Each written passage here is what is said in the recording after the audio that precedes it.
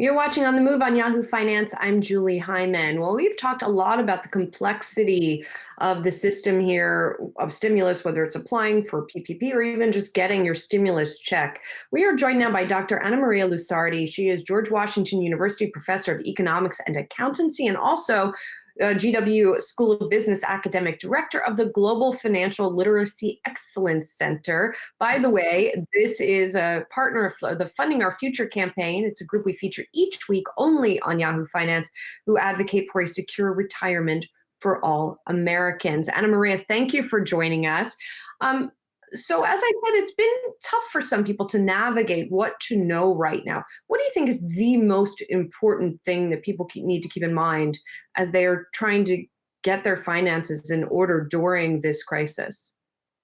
Well, there are lots of things to keep in mind, so much so that we have provided 10 suggestions and advice on our website that you can find on the GFLAC website, and it is called Managing Personal Finance in Time of Emergencies.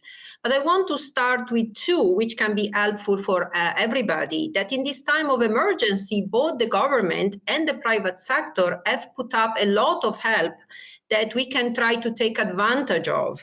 So our first suggestion is try to make sure you know all of the things you can do and now they are allowed so that you can better manage your finances. And I am, for example, referring to not just the stimulus checks that some people might be entitled in getting, but the fact that we can postpone, for example, the payment of our student loan, potentially our mortgage, that we can postpone the payment of the credit cards, without the penalties, but this really requires an active behavior on our side. And so, for example, we have to call the credit company ourselves. It's not that this is going to happen just by itself.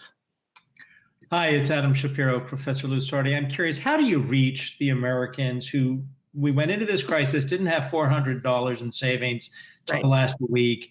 And then one of the points you put out here is take advantage of lower interest rates and plummeting stock markets. Those same men and women, and they number in the millions, may not even have access to a 401k. How do you reach these people?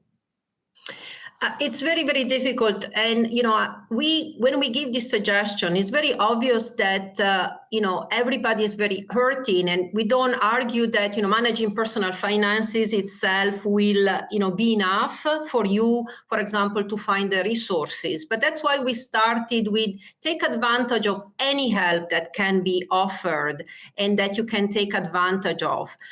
Be also very careful about your budget. Is there a way in which you can find a way to cut some of these expenses? Because everybody, is scrambling to deal with these very difficult times. And we have already documenting that even before this crisis, for example, 27% already of family were financially fragile. In fact, they couldn't come up with $2,000 in a month, or as you said, $400 in a week. So, this came at a time in which we were already hurting, and this is why it's so complex. But this is, I think, the time in which some of this help and some of the, being careful about what we do and take advantage of what is offered can offer some relief. Professor Lusardi, one of the systemic questions, and I would call problems, is the lack of financial literacy starting from youth, right? Where children are not exposed to budgeting and all of these topics that we're talking about in this segment. How do you anticipate as these children see their parents in dire straits, perhaps even squeezed further than pre-pandemic? How do you imagine that this will shape their own understanding of money?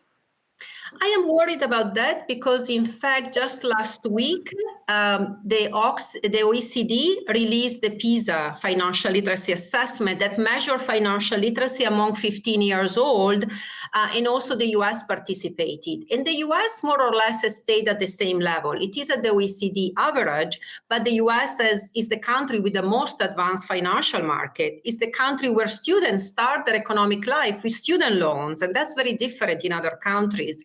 So more than ever, young people really need to manage their finances. And I'm worried about the situation because I am afraid that they will now connect personal finances with anxiety with the crisis. And, I wonder whether they are also getting the right lesson just by watching what's happening around us. And this is why I think more than ever, I agree with you that one of the big problems is indeed financial illiteracy, because we all need it. We all need to speak the language of finance, not because we are going to become expert or because we don't need the help of others, but because we are all making decisions. And some of these financial decisions matter enormously. So consider, for example, two families, perhaps who have the same income, but those who had some saving and those who do not have savings. Today, their experience is going to be completely different. And so, it's incredibly important more than ever to have those basic skills. They are today so necessary to be able to navigate not just big shock, but even small shocks. Hey, Annamaria, Rick Newman here. President Trump wants to cut payroll taxes as a further stimulus measure. And of course, those taxes are used to fund Social Security and Medicare. Do you think that's a plausible idea? It's, I actually think that Social Security and Medicare have been incredible programs. For the lower income and lower, in a sense, education attainment, this is a great way in which you can help people. And so, maybe providing that type of basic and some financial security for the lower income can be quite important.